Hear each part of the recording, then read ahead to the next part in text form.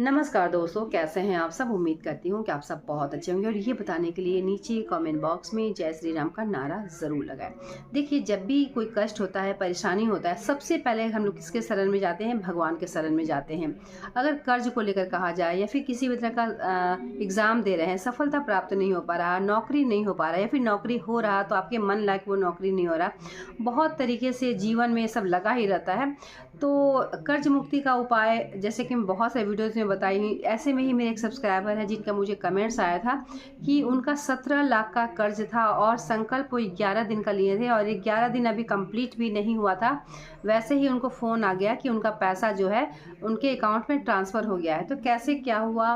क्योंकि देखिए, एक तो ऐसा होता है कि जब भी हम पूजा पाठ करते हैं तो ऐसा नहीं कि भगवान थाल में सजाकर झोला में भर के आपको दे देंगे कि आप अपना कर्ज उतार दो, ऐसा नहीं है। लेकिन रास्ता जो है बहुत सारा मिल जाएगा।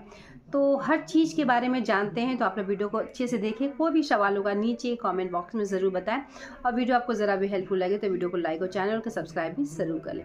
देखिए, जितना भी उपाय मैं बताती हूँ, कोई भी ऐसा उपाय नहीं है कि ये सिद्ध किया हुआ उपाय नहीं है। हर उपाय को जो बताती हूँ आप लोग ज़रूर कीजिएगा, क्योंकि उपाय जो है कभी भी कोई भी कर सकता है। इमरजेंसी में भी आप किसी भी दिन कर सकते हैं, ऐसा नहीं। देखिए, मंगलवार शनिवार हनुमान जी का दिन होता है, बहुत अच्छा दिन होता है। लेकिन अगर बहुत ज़रूरी है, इमरजेंसी में भी ये सब जो उपाय आप कर सकते हैं, किसी भी दिन कर सकते हैं, किसी भी समय कर सकते हैं। ठीक है। तो उनका मुझे कमेंट्स आया था कि उनका कर्ज बहुत ज़्यादा हो गया था। कुछ विवाह को लेकर, बेटी का विवाह के लिए कर्ज था, कुछ बच्चे के एजुकेशन के लिए कर्ज था और ये मिला जुला कर 17 लाख के आसपास उनका कर्ज हो गया था। और गरीब लोगों का ऐसा होता है कि देखिए, जो लोग जिनके पास बहुत ज़्यादा इनकम नहीं होता है तो उनके पास गाँव देहात में बहुत ज़्यादा खेत होता है, घर होता है, कुछ ज़मीन होता है। उनको ऐसा लगता है कि कुछ नहीं होगा तो ज़मीन बेच कर जो हम लोग दे देंगे। लेकिन उस ज़मीन में भी भाई भाई का बहुत ज़्यादा ऐसा फंसा हुआ था कि कभी कोई राज़ी होता था, कभी कोई राज़ी होता था। और राज़ी नहीं होने के कारण, क्योंकि कोई भाई चाहता था कि अभी नहीं बेचेंगे, कोई भाई चाहता था कि बेचेंगे, इसी को लेकर थोड़ा सा प्रॉब्लम होता था। तो उनका जो है कर्ज दिनों दिन बढ़ता जा रहा था, क्योंकि आजकल के डेट में अगर देखा जाए महंगाई इतना ज़्यादा है कि बच्चों को चलाना, परिवार को चलाना और कर्ज जो है बहुत ज़्यादा हो जाता है, तो ये चुकाना बहुत बड़ी बात है। लेकिन एकमात्र उनके पास यही साधन था कि ज़मीन बिक जाए। ज़मीन बिक नहीं रहा था।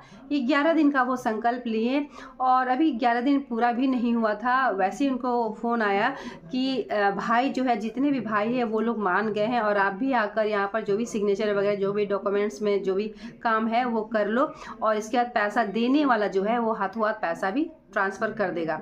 तो देखिए, ये बहुत बड़ा संकल्प होता है। अगर आप सही मन से प्रेम पूर्वक एक भाव के साथ कोई भी हम पूजा पाठ करते हैं तो भगवान भी चाहते हैं कि देखिए कब हम आपके लिए अच्छा कर दें। क्योंकि देखिए, जिसके शरण में हम जाते हैं, 8 सिद्धियाँ 9 निधियाँ जिसके वश में है, 9 ग्रह जिसके अधीन है, तो उसके शरण में अगर हम जाते हैं तो हमें कष्ट क्यों मिलेगा और हमारे जितने भी कष्ट है, पीड़ा है, सब दूर हो जाएगा। तो आप लोग जाइए तो सही, कीजिए तो सही, क्योंकि बिना किए कोई भी कार्य पूर्ण नहीं हो पाता है। तो ये कार्य जो कि वो किए और उनका जो है हर कार्य पूर्ण हो गया और धीरे धीरे जो है उनका पैसा भी अकाउंट में आ गया और जो भी कर्ज था वो कर्ज से उन्हें मुक्ति भी मिल गया।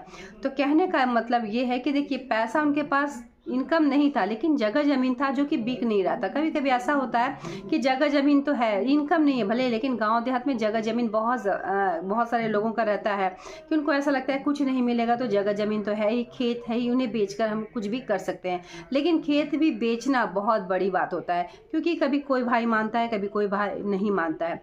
ठीक है। तो इस तरीके से वो कई सालों तक इसी तरीके से वो टलते चला जाता है। तो एक छोटी सी वीडियो थी जिसमें उनका एक्सपीरियंस जो है वो मेरे साथ शेयर किया और मैं वीडियो के माध्यम से आप लोगों को बताई।